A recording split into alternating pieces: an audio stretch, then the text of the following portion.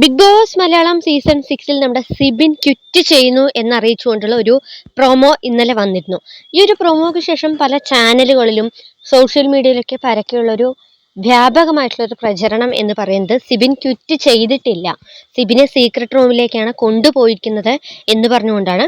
പക്ഷെ വ്യക്തിപരമായി എനിക്ക് പറയാനുള്ളത്, ഒരിക്കലും സിബിനെ ഇനി സീക്രട്ട് റൂമിലേക്ക് കൊണ്ടുപോകാൻ സാധ്യത വളരെയധികം കുറവാണ്. പിന്നെ 1% മാത്രമേ ചാൻസ് ഉള്ളൂ. കാരണം വൈൽഡ് കാർഡായിട്ട് പുറത്തുള്ള ഗെയിം കണ്ട് ഷോയിലേക്ക് കയറിയ ഒരു മത്സരാർത്ഥിയാണ് സിബിൻ.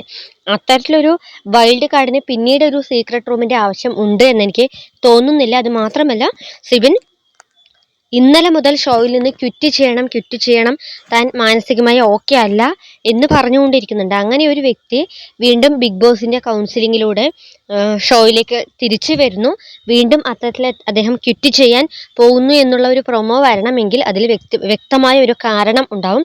കാരണം സിബിന് നെഞ്ചുവേദന അനുഭവപ്പെടുന്നു എന്നുള്ളത് അദ്ദേഹം പല തവണകളിലായി പറയുന്നുണ്ട്. ഒരുപക്ഷെ എനിക്ക് അതാണ് തോന്നുന്നത്, മെഡിക്കൽ റൂമിലേക്ക് ഡോക്ടർ വിളിക്കുന്നതും അതിനുശേഷം ഈ ഒരു നെഞ്ചുവേദനയെ സംബന്ധിച്ചിടത്തോളം എന്തെങ്കിലും കാര്യങ്ങൾ ഉള്ളത് കൊണ്ടായിരിക്കാം അദ്ദേഹം ഷോയിൽ നിന്ന് ക്വിറ്റ് ചെയ്യാൻ പോകുന്നത് എന്നാണ് എനിക്ക് തോന്നുന്നത്. അല്ലാതെ അദ്ദേഹം ക്വിറ്റ് ചെയ്തതിനു ശേഷം സീക്രട്ട് റൂമിലേക്ക് കൊണ്ടുപോകും എന്നൊന്നും എനിക്ക് തോന്നുന്നില്ല. കാരണം ഇനിയിപ്പോൾ കുറച്ച് ദിവസം മാത്രമേ ഉള്ളൂ, ഏകദേശം ഷോയുടെ പകുതി ആയിട്ടുണ്ട്. അതുകൊണ്ട് തന്നെ പിന്നീടൊരു സീക്രട്ട് റൂമിൻ്റെ ആവശ്യം സിബിനുണ്ട് എന്നുള്ളത് എനിക്ക് തോന്നുന്നില്ല.